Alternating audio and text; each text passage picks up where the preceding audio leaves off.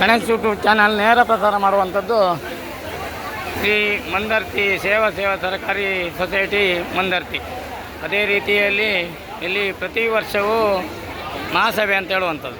ಮಹಾಸಭೆ ಅಂತ ಹೇಳಿದರೆ ವರ್ಷಕ್ಕೊಂದ್ಸಲ ಪ್ರತಿಯೊಂದು ಸದಸ್ಯರಿಗೆ ಒಂದು ಗಿಫ್ಟ್ ಅಂತ ಹೇಳ್ಬೋದು ಅಥವಾ ಒಂದು ಸ್ವತ್ತು ಅಂತೇಳಿ ಹೇಳ್ಬೋದು. ಅದೇ ರೀತಿಯಲ್ಲಿ ಕೊಡುವಂಥದ್ದು. ಅದೇ ರೀತಿಯಲ್ಲಿ ಇಲ್ಲಿ ನೆರೆದಿರುವಂಥ ಎಲ್ಲ ನಮ್ಮ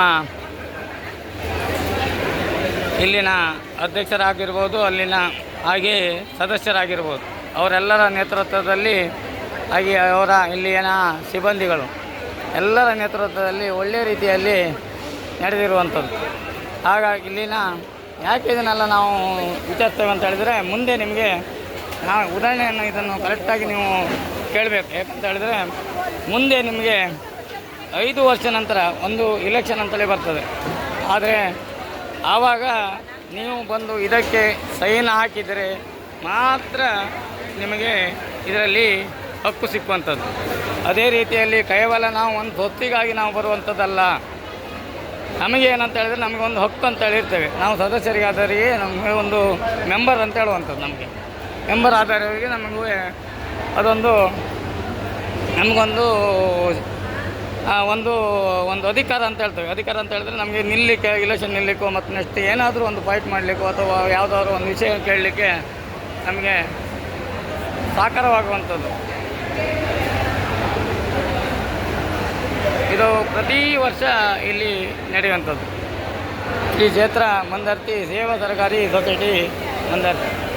ಅದೇ ರೀತಿಯಲ್ಲಿ ಇಲ್ಲಿ ಅಧ್ಯಕ್ಷರು ಮತ್ತು ಇಲ್ಲಿನ ಸದಸ್ಯರು ಇರುವಂಥದ್ದು.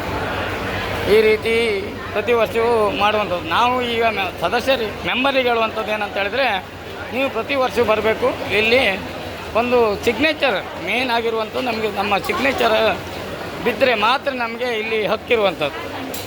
ಹಕ್ಕಂತ ಹೇಳಿದ್ರೆ ನಾಳೆ ನೀವೇನಾದರೂ ಒಂದು ಸೊಸೈಟಿಯಲ್ಲಿ ಕೇಳಲಿಕ್ಕೋ ಮತ್ತೊಂದಕ್ಕೋ ಇನ್ನೊಂದಕ್ಕೋ ನೀವು ಏನಾದರೂ ಕೇಳೋದಿದ್ದರೆ, ಏನಾದರೂ ಅಲ್ಲಿನ ಮಾಹಿತಿಯನ್ನು ಕೇಳೋದಿದ್ದರೆ ನಮಗೆ ಇದರಲ್ಲಿ ಬಂದು ಪಾಲ್ಗೊಂಡು ಇದರಲ್ಲಿ ಸೈನ್ ಬಿದ್ದರೆ ಮಾತ್ರ ನಮಗೆ ಒಂದು ಹಕ್ಕಿರುವಂಥದ್ದು.